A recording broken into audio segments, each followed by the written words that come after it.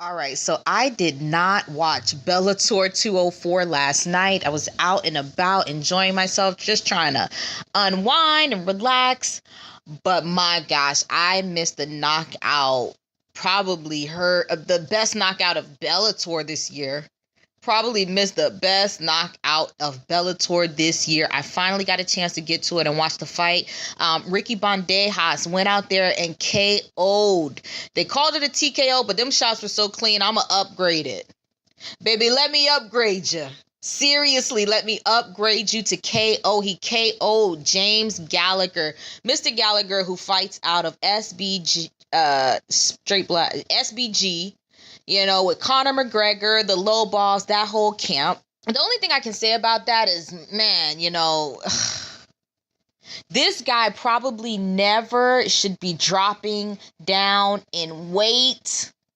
He went out there and got KO'd. And this is basically how it happened. James Gallagher was looking slow. He already was looking a little bit on the slow side, in my opinion. I thought he looked a bit slow. He's throwing out very lazy jabs. Now, we will say, oh, this is a lazy jab. But lazy jab does have its place in fights at times. But this jab was so slow and damn lazy that I wasn't sure what he necessarily was thinking. But yeah, he threw out that lazy jab.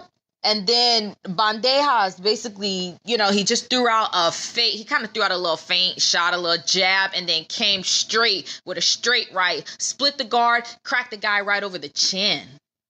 Cracked him right in his chin, and you just saw everything got a little stiff. Everything got stiff, and then he backed up a little bit. He started backing up. He was hurt. Definitely was hurt.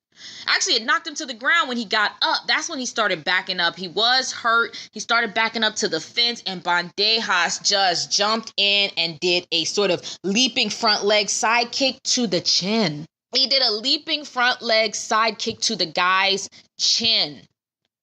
Damn.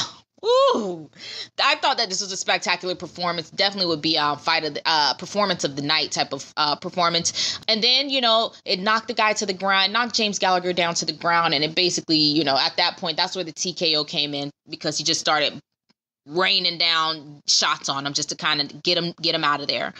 And then after the fight, Ricky was just he wasn't in his face because the guy was still on the ground, but he was just right over him like, what? ¿Qué pasó? ¿Qué pasó? Man, I thought that was, he did it, man. He did that. He was hyped up after that fight. I think that, a lot of people don't like Conor McGregor. For whatever reason, a lot of people don't like Conor McGregor. And all of that has translated to all of the other fighters that are circling Conor McGregor's orbit. There's James Gallagher. There's the BJJ guy. What's this guy's name? The guy, he looks Hispanic, but he has blonde hair. He dyed his hair blonde. I'm not sure what he is actually, but I know he's American. Him. Who else? Lowball. It's just a lot of people circling his orbit that do, and people just don't like these guys.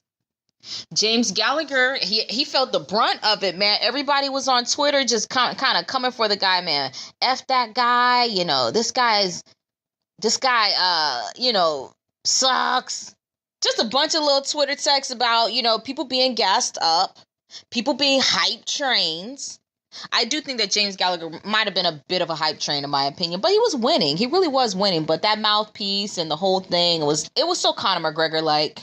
It really was very much Conor McGregor-like, but he's a young guy, incredibly young. I can see him just bouncing back from this, and that's what you have to do. You gotta bounce back from these types of L's.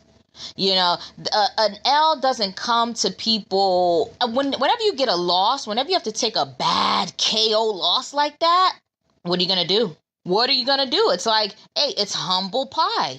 It's humble pie. You may have to humble yourself a little bit, but you just got to come back out there fighting. It's his first loss, man. It's the guy's first loss. He's 21 years old. I do think that he will be back. He will be bouncing back, but all of that shit talking that he was doing, all of that trying to get things started and trying to get in his face, I think that all of that's for the birds right now, and nobody's going to want to hear any of it. When the next time he comes out and fights, nobody's going to hear any of that shit talking because you were just KO'd. Now it's time to get serious. It can't be all bravado all the time. You know, a lot of the times this shit gets tiring.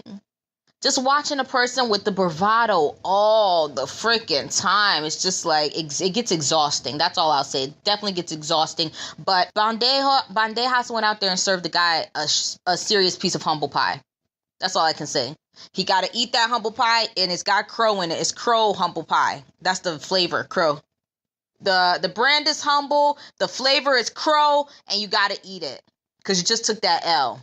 But it's good to see some of these hype trains take an L early so that they can just come back down to earth and become. I think that Gallagher, he'll be back. He's not going to be out for a long time. You know, it's just the guy was a little bit slow. What can you say?